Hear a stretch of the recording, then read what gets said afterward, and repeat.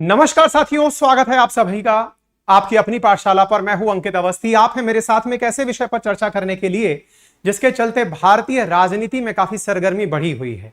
एक राजनीति के अंदर नया मुद्दा आया हुआ है कि भारत माता की हत्या किसने की। इसको लेकर के विपक्षी दल और सरकार आपस में भिड़ रहे हैं। आप और हम जिस भारत माता के लिए जीते हैं, जो भारत माता की कस्में हम खाते हैं, हमें लगता है कि राजनीति में एक शब्द आ गया है, हत्या किसने की। और हत्या में भी अब होड़ ये मची है, किसने पहले की। चर्चा कहां से शुरू हुई तो राहुल गांधी जी के द्वारा हाल ही में संसद के अंदर मणिपुर को लेकर के जो बयान दिया गया था, उसमें कहा गया था कि मणिपुर में भारत माता की हत्या हुई है। इसके बाद में प्रधानमंत्री को जब अविश्वास प्रस्ताव पर जवाब देने का समय मिला तो उन्होंने आकर के कहा कि भैया, हत्या शब्द अपने आप में अनुचित शब्द है। और इसके चक्कर में उन्होंने गिनाना शुरू किया कि भारत के टुकड़े करने के जो प्रयास किए कांग्रेस ने, उसमें उन्होंने लेकर पाकिस्तान विभाजन से, भारत पाकिस्तान विभाजन से, और कच्चा तीवू जो आइलैंड दिया गया श्रीलंका को, उस मसले को भी उठा डाला। तो अब वापस से यह मुद्दा वापस से उठने लगा है कि भाई अल्टीमेटली कच्चा तीवू मामला था क्या, जो कि भारत द्वारा श्रीलंका को दिया गया था। भारत ने ऐसा क्या किया जिसके चलते श्रीलंका के पास हमारा एक हिस्सा चला गया और भारत ने अपने आप के भाग को देकर क्या संविधान संशोधन का उल्लंघन किया या संविधान का उल्लंघन किया। ये सारे के सारे मुद्दे अब इस प्रश्न से उपजने लगे हैं। इस पूरी घटना को रिलेट करना है तो मैं आपको कुछ बातें एक बार याद दिला देता हूं ताकि तो चीजें आप कनेक्ट कर पाएंगे। हमने आज से कुछ समय पूर्व अपनी पाठशाला इसी यूट्यूब चैनल पर एक सेशन किया था जिसमें बताया था कि प्रधानमंत्री नरेंद्र मोदी की अगुवाई में जो सरकार चल रही है एनडीए की, उसके खिलाफ अविश्वास प्रस्ताव लाने के लिए विपक्ष ने अविश्वास प्रस्ताव की मांग की थी। अविश्वास प्रस्ताव का मतलब क्या हुआ कि संसद में बैठे हुए जितने सांसद हैं, क्या उन्हें सरकार में विश्वास है। क्योंकि असल में होता यह है कि सत्तारूढ़ जो भी सरकार होती है वो संसद के प्रति जवाबदेह होती है। अब चूंकि अगर सांसद ये बोल दें कि हमें इस सरकार में विश्वास नहीं है तो वो सरकार गिर जाएगी। अविश्वास प्रस्ताव असल मायने में इसलिए लाया जाता है कि क्या सरकार अपने आप को यह बता पाएगी कि उसके पक्ष में लोग खड़े हैं। अगर नहीं खड़े हैं तो सरकार गिर जाएगी, नए चुनाव हो जाएंगे। लेकिन संसद में यह अविश्वास प्रस्ताव धराशायी हो गया, गिर गया। क्यों गिर गया? क्योंकि सरकार के पास, जो वर्तमान सरकार है उसके पास में प्रॉपर नंबर्स थे, सांसद उनके समर्थन में थे और सरकार बची रही और सक्सेसफुली जैसे काम चला रही है वैसे ही काम चलाती भी रहेगी। ठीक है ना। किस विषय पर आ रहा था ये, तो ये सारा की सारा मसला इकट्ठा हुआ था मणिपुर मामले को लेकर के। मणिपुर मामला क्या है, आपको याद होगा, मणिपुर के अंदर एक ऐसी घटना हुई। मणिपुर में बहुत लंबे समय से हिंसा चल रही है, लेकिन एक घटना जिसने पूरे देश का मतलब दिमाग झकझोर कर रख दिया, वो घटना थी महिलाओं को निर्वस्त्र करके घुमाए जाने की, जिसके ऊपर विपक्ष लंबे समय से प्रधानमंत्री के बयान की मांग कर रहा था। प्रधानमंत्री ने संसद की कार्रवाई शुरू होने से पहले अपना बयान दे दिया।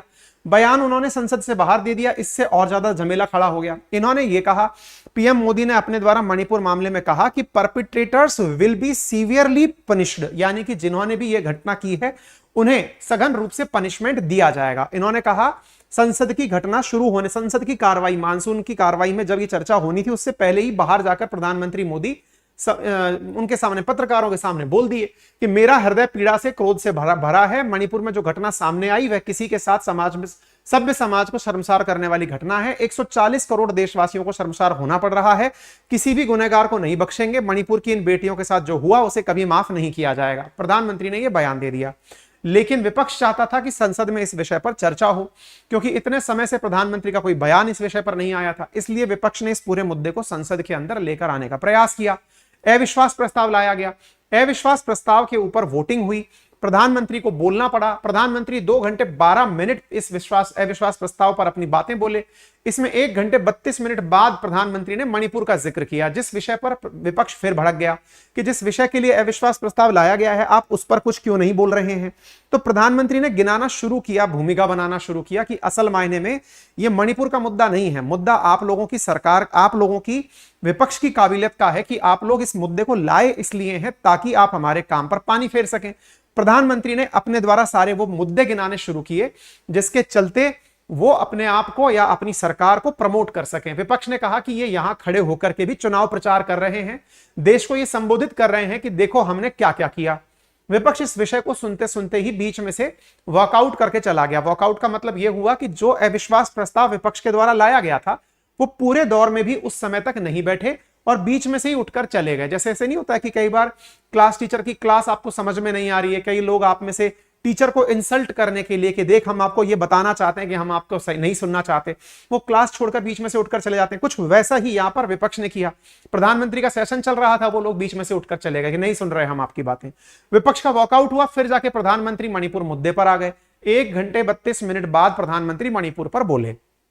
मोदी सरकार ने कहा कि विपक्ष के द्वारा जो लाया गया अविश्वास प्रस्ताव 10 अगस्त को है, वो चूंकि गिर चुका है। मणिपुर पर जब इन्होंने कहा, प्रधानमंत्री ने कहा कि यूपीए को लगता है कि देश के नाम का इस्तेमाल करके, क्योंकि हाल ही में यूपीआई ने अपना नाम बदल करके इंडिया कर लिया है, आपको INDIA मालूम होगा, तो इन्होंने कहा INDIA रखने से उनकी विश्वसनीयता नहीं बढ़ जाएगी। ये इंडिया गठबंधन नहीं, ये घमंडिया गठबंधन है। इसकी बारात में हर कोई दूल्हा बनना चाहता है, सबको प्रधानमंत्री बनना है।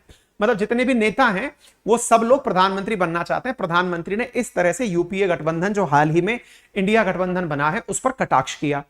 लोकतंत्र में जिनका भरोसा नहीं होता वे सुनाने के लिए तो तैयार रहते हैं। यह शब्द क्यों बोला गया?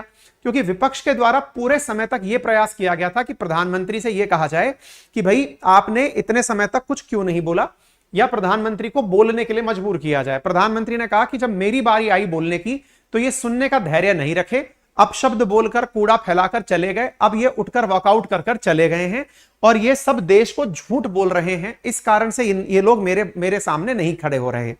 उन्होंने कहा कि अकेले मणिपुर पर आओ इसके लिए साहस नहीं था, पेट में पाप था, ठीकरा फोड़ रहे हैं हमारे सिर पर, सिवाय राजनीति के इन्हें कुछ नहीं करना। प्रधानमंत्री ने अपने भाषण में इस तरह की बातें संसद के अंदर कही। प्रधानमंत्री ने मणिपुर पर और क्या कहा? इन्होंने कहा कि मणिपुर में एक अदालत का फैसला आया था, मैंने इसके ऊपर सेशन भी किया है कि मणिपुर में क्या हो रहा है। हम जानते हैं उसमें पक्ष और विपक्ष में जो स्थितियां बनी, हिंसा का दौर शुरू हुआ, क्योंकि आपको याद होगा कुकी और मैतेई के बीच में आरक्षण को लेकर अदालत के फैसले से यह विवाद तूल पकड़ा था। परिवारों ने अपने स्वजन खोए, महिलाओं के साथ गंभीर अपराध हुए, ये अक्षम्य है। दोषियों को सजा दिलवाने के लिए केंद्र और राज्य मिलकर प्रयास कर रहे हैं। मैं सभी देशवासियों को आश्वस्त करना चाहता हूं, जो कोशिशें चल रही हैं, निकट भविष्य में शांति का सूरज उगेगा, मणिपुर फिर से आत्मविश्वास के साथ आगे बढ़ेगा। मैं मणिपुर के लोगों से कहना चाहता हूं कि बेटियों, माताओं, बहनों से कहना चाहता हूं कि देश और सदन साथ में है, हम मिलकर इस चुनौती का समाधान निकालेंगे, फिर शांति की स्थापना होगी। मणिपुर के लोगों को भरोसा दिलाता हूं कि वो राज्य फिर विकास की राह पर आगे बढ़ेगा, उसमें कमी नहीं रहेगी। प्रधानमंत्री ने मणिपुर के नाम पर यह बातें बोल दी। इसके बाद में शुरू हुआ प्रधानमंत्री के द्वारा एक और बयान, क्योंकि अल्टीमेटली हत्या की बात चल रही थी। प्रधानमंत्री ने क्या कहा अब आप वो सुनिएगा। तो ऐसी स्थिति में इन्होंने मणिपुर से पहले प्रधानमंत्री ने एक शब्द और उठा दिया और वो था कच्चा तीवू आइलैंड। बोले मणिपुर की चर्चा कर रहे हैं, समझ में आता है। कच्चा तीवू आइलैंड क्या मां भारती का हिस्सा नहीं था? क्या है ये कच्चा तीवू? इसी वजह से हम आज के सेशन को लेकर आए। एक बार के लिए आप इसको सुने। ये सपना देखने वालों का जो लोग समर्थन करते हैं, मैं क्या इनको जहां भी हो जरा मेरा सवाल अगर बगल में बैठे हुए को जवाब दे। जो बाहर गए ना उनको जरा पूछे, बाहर गए हैं मतलब वॉकआउट करके चले गए थे, पूछे कच्चा तीवू क्या, इनसे पूछा जाए कि कच्चा तीवू क्या है। और इनका फिक्र कहाँ है, हमको पूछ लीजिए। इतनी बड़ी बातें लिख करके देश को गुमराह करने का प्रयास के वाले उनकी सरकार, डीएमके तमिलनाडु में जो पार्टी है, कि डीएमके वाले मुझे चिट्ठी लिखते हैं कि प्रधानमंत्री जी इस कच्चा तीवू को वापस दिलवा दीजिए। तो अब ये कच्चा तीवू क्या है, ये चूंकि आपको जानना चाहिए, इसलिए मैं आपको ये सारी बातें आज के सेशन में बता रहा हूं। तो इसलिए मैंने थोड़ा बैकग्राउंड बताया। अब हम कच्चा तीवू पर आएंगे और उसके पीछे की क्या कहानी है वो बताएंगे। तो प्रधानमंत्री नरेंद्र मोदी ने अविश्वास प्रस्ताव पर बहस में कांग्रेस पर महाभारती को छिन्न भिन्न करने का आरोप लगाया। इस दौरान उन्होंने कच्चा तीवू द्वीप की चर्चा की। इस द्वीप को इंदिरा गांधी सरकार ने 49 साल पहले 1974 में श्रीलंका को दे दिया था। पीएम ने कहा कि इंदिरा के इस फैसले के कारण, ये जो असल में फैसला हुआ था, इसके कारण देश का एक हिस्सा चला गया था। किसके पास चला गया था? इंदिरा गांधी, मतलब श्रीलंका के पास चला गया था। मां भारती की मौत की कामना करने वालों को बताना चाहिए कि क्या द्वीप मां भारती का हिस्सा नहीं था? मां भारती का हिस्सा था। पीएम ने इस दौरान कहा कि उन्हें तो पता नहीं होगा कि यह द्वीप कभी मां भारती का अंग था। पीएम ने जब द्वीप का हवाला दिया तब कांग्रेस समेत कई विपक्षी दल वॉकआउट कर गए थे। इस पर पीएम ने कहा कि जो बाहर गए हैं उनसे पूछिए कि यह कच्चा तीवू द्वीप क्या है।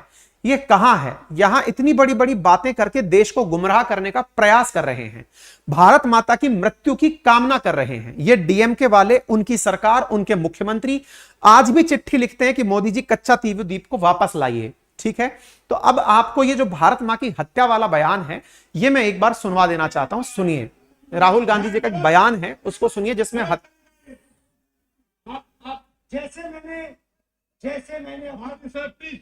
जैसे मैंने प्लीज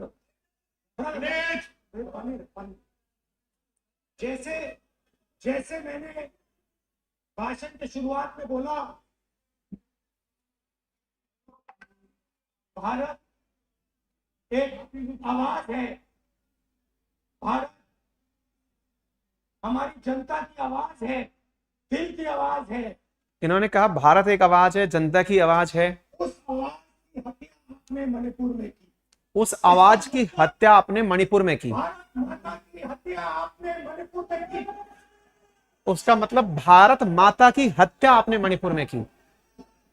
ये अपने आप में बड़ा मतलब विचित्र और गंभीर बयान है। अगर इसको लिटरली सुनते हैं आप, तो इसमें ये दिखाई देता है कि भारत माता की हत्या, मतलब अपन सब लोग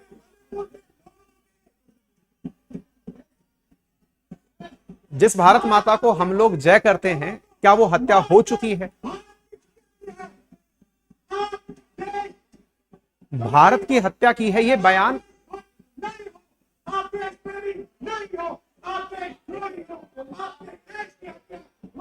राहुल गांधी जी के इस बयान को अगर देखा जाए तो ये बयान थोड़ा सा मतलब हो सकता है राजनीतिक विश्लेषक, वकील, सब लोग इसे अपने अपने तरीके से देखें, लेकिन असल मायने में जिस भारत माता की हमेशा हम कामना करते हैं, अगर उनकी बातों को मान लिया जाए तो क्या भारत माता की हत्या हो चुकी है? और अगर हो चुकी है तो फिर वर्तमान में हम कहां जी रहे हैं? ये थोड़ा सा गंभीर चिंतन का प्रश्न बनता है। जैसे लोकतंत्र की हत्या हो गई तो फिर बाद में क्या चल रहा है? तो बोले साहब तानाशाही चल रही है ना भाई। जैसे अक्सर ये बयान दिया जाता है कि लोकतंत्र की हत्या हो गई, तो बोले अब क्या चल रहा है? बोले अब तानाशाही चल रही है। बोले ठीक है, भारत माता की हत्या हो गई तो अब क्या चल रहा है? तो ये अपने आप में एक गंभीर प्रश्न है जो राहुल गांधी जी शायद बयान में भारत माता की आत्मा बोलना चाह रहे होंगे। हो सकता है उन्होंने कुछ ऐसा बोल दिया, लेकिन वो गंभीर स्टैंड पर चला गया। अब इस विषय के ऊपर पलटवार तो आना ही था कि भारत माता की हत्या कैसे हो गई भाई। अब ये कहानी क्या है जिसके ऊपर प्रधानमंत्री ने बयान दिया? उन्होंने कहा कि इंदिरा गांधी जी के द्वारा 1974 में एक द्वीप उठाकर श्रीलंका को दे दिया गया। उस समय भारत माता के साथ क्या हुआ? या 1947 में भारत से निकलकर पाकिस्तान बन गया और आज का बांग्लादेश भी उसी समय निकलकर बन गया। उस समय क्या हुआ? बोले आपके समय में, यानी जिस समय कांग्रेस की सरकार थी, उस समय पर यह सब काम हुए, क्या वैसा काम भारत माता के लिए शोभनीय है? उनका प्रश्न इस प्रकार से था। कच्चा तीवू कितनी देर से चर्चा हो रही है, तो चलिए वही ले चलते हैं। देखिए, यदि आप भारत के मैप को ध्यान से देखें तो आपको दक्षिण में तमिलनाडु दिखाई देगा और दक्षिण पूर्व के कॉर्नर में आपको श्रीलंका दिखाई देगा। श्रीलंका को अंग्रेजों के काल में सीलोन कहा जाता था। भारत का तमिलनाडु और श्रीलंका, इन दोनों के बीच में पाक स्ट्रेट है और यहीं पर धनुषकोडी, रामेश्वरम, इनके पास स्थित है एक जगह जिसका नाम है कच्चा तीवू। अगर मैं इस मैप को आपको इस तरह से दिखाऊं, धनुषकोडी रामेश्वरम के बिल्कुल साइड में, तो आपको यहां पर कच्चा तीवू दिखाई पड़ता है। ये रहा कच्चा तीवू जो आपके सामने है। ठीक है, यहां पर हुआ क्या, इसका थोड़ा सा इतिहास जान लेते हैं। कच्चा तीवू आइलैंड का असल मायने में इतिहास क्या है? 285 एकड़ में बसा हुआ एक द्वीप है जो भारत के दक्षिण छोर पर रामेश्वरम से करीब 30 किलोमीटर दूरी पर स्थित है। 17वीं सदी में यहां पर मदुरई के एक राजा हुआ करते थे, रामनद, उनके जमींदारी कंट्रोल में यह आता था। उस दौर में यहां पर एक चर्च का निर्माण भी कराया गया था। भारत से हर साल हजारों लोग इस चर्च में प्रार्थना के लिए जाते थे और इसके साथ में हालांकि उस समय इस आइलैंड पर ज्यादा बसावट नहीं थी। इसको समझने के लिए हल्का सा आपको यह ज्ञान भी लेना होगा कि भारत आज मछली उत्पादन में तीसरा स्थान रखता है दुनिया के अंदर, और मछली उत्पादन में जो ये तटवर्ती राज्य हैं, इनका बहुत बड़ा कंट्रीब्यूशन है। तमिलनाडु मछली उत्पादक प्रमुख राज्यों में से एक है। मछली का उत्पादन पानी में होता है, पानी समुद्र में है, और समुद्र के पास मछली पकड़ने के लिए मछुआरे तमिलनाडु से श्रीलंका की तरफ जाया करते थे। रास्ते में चूंकि जैसा आप देख रहे हैं समुद्र के बीचों बीच ये आइलैंड है, तो मछुआरे मछली पकड़ते पकड़ते इस कच्चा तीवू द्वीप पर जाकर अपना नेट को सुखाना, मछलियों को पकड़कर रखना या फिर यहां पर स्टे करना, कुछ इस प्रकार का काम किया करते थे। इस जगह को लेकर चूंकि श्रीलंका और तमिलनाडु दोनों ही मछली उत्पादन करते हैं, तो इस पानी को लेकर अक्सर इन दोनों के बीच में विवाद रहा करता था। तमिलनाडु से बड़ी मात्रा में मछुआरे मछली पकड़ने इस पाक स्ट्रेट और कच्चा तीवू वाले द्वीप में जाया करते थे, और श्रीलंका से बड़ी मात्रा में मछली पकड़ने वाले इस तरफ आया करते थे। इसलिए आज भी भारत और श्रीलंका के बीच मछुआरों की लड़ाई बड़ी कॉमन लड़ाइयों में से एक है। ऐसी स्थिति में भारत का यह द्वीप कच्चा तीवू, जो 1921 में भारत का हिस्सा हुआ करता था, 1974 में भारत द्वारा दे दिया गया श्रीलंका को। 1974 में श्रीलंका को क्यों दिया, इसके पीछे की बड़ी कहानी है, क्योंकि लंबे समय से दोनों देश इस विषय को लेकर के आपस में उलझ रहे थे। कहते हैं कि इंदिरा गांधी जी उस समय श्रीलंका की प्रधानमंत्री जो हुआ करती थी, वहां पर भी एक महिला थी, उनके बीच की मित्रता इसके लिए सबसे बड़ा कारण बनी थी, ऐसा अखबार तत्कालीन लिखते हैं। उनका कहना है कि इस जगह पर चूंकि दोनों संयुक्त रूप से प्रशासन किया करते थे, दोनों के मछुआरे कच्चा तीवू को यूज किया करते थे, भारत ने एज ए गुड जेस्चर एक समझौते के तहत इस कच्चा तीवू को श्रीलंका को पकड़ा दिया, जिसका तमिलनाडु के जो मछुआरे थे उन्होंने बड़ा विरोध किया। विरोध करने की बड़ी कारण क्या था? उनका मानना था कि अब हम मछली सुखाने कहां जाएंगे या फिर हम कहां स्टे करेंगे। इस कारण से तमिलनाडु में इसका व्यापक विरोध हुआ। लेकिन वो दौर था भारत में इमरजेंसी का, जिसके चलते तमिलनाडु की सरकार गिरा दी गई थी। जब इमरजेंसी लगती है तो स्टेट सरकार काम नहीं कर रही होती है। इस कारण से वहां पर कुछ प्रतिक्रियाएं निकल कर नहीं आई और भारत ने उस समय इस द्वीप को श्रीलंका को पकड़ा दिया। मछुआरों की आवाज दब गई, कच्चा तीवू श्रीलंका के पास चला गया। एक एग्रीमेंट भारत और श्रीलंका के बीच साइन हुआ, जिसमें यह बात मेंशन की गई, श्रीलंका ने कहा कि इस जगह पर माना कि श्रीलंका का कंट्रोल हो गया है समझौते के माध्यम से। लेकिन यह बड़ा प्रश्न है, भारत का कोई भी हिस्सा ऐसे दिया नहीं जा सकता बिना मतलब किसी एग्रीमेंट के बिना दिया गया है ये। इसलिए आज भी यह बड़ा मुद्दा उठता है कि कच्चा तीवू को भारत के साथ वापस जोड़ा जाए। तमिलनाडु के लोग ही इस बात को बहुत ज्यादा उठाते हैं। फिर आगे की बात सुनिए, ये वाला जो पर्टिकुलर हिस्सा है जो श्रीलंका को दिया गया, श्रीलंका ने तत्कालीन समय पर एग्रीमेंट करते हुए ये बात मेंशन करी और उन्होंने लिखा कि भाई अगर भारत के मछुआरे कभी यहां आएंगे तो उन्हें आने जाने पर कोई भी रोक नहीं रहेगी। आने जाने पर रोक नहीं रहेगी ये तो बात बोल दी, लेकिन मछली पकड़ने पर कोई भी लाइन नहीं लिखी। देखिए, कच्चा तीवू आइलैंड के आसपास भी काफी मछलियां उत्पादित होती हैं। उस समय तो यह सब काम चलता रहा, बड़े मात्रा में सारी चीजें चलती रही। धीरे धीरे श्रीलंका के अंदर लिट्टे का संघर्ष शुरू हुआ। वहां पर लिट्टे का प्रभाकरण के नेतृत्व में जन्म हुआ, एग्जिस्टेंस हुआ, लड़ाइयां हुई, श्रीलंका उलझा रहा। तब तक इस क्षेत्र के मछुआरे कच्चा तीवू का उपयोग भारत की तरफ से करते भी रहे, यह मामला बड़ा नहीं बना। लेकिन जब लिट्टे का खात्मा हो गया, प्रभाकरण जब खत्म हो गए, तब वापस से यह मुद्दा उठने लगा, क्योंकि श्रीलंका ने फिर इस आइलैंड पर ध्यान देना शुरू कर दिया। जो एग्रीमेंट में लिखा था कि यहां मछुआरों को आने दिया जाएगा, उस पर उनके द्वारा रोक लगाई जानी शुरू हो गई। जब रोक लगाई जानी शुरू हुई, धीरे धीरे श्रीलंका इतना एग्रेसिव हो गया कि यहां पर मछली उत्पादन तो छोड़िए, मछुआरे अगर जाते थे तो उन्हें भी गिरफ्तार करना शुरू हो गया। यानी एग्रीमेंट का एक तरफा उल्लंघन शुरू होने लग गया।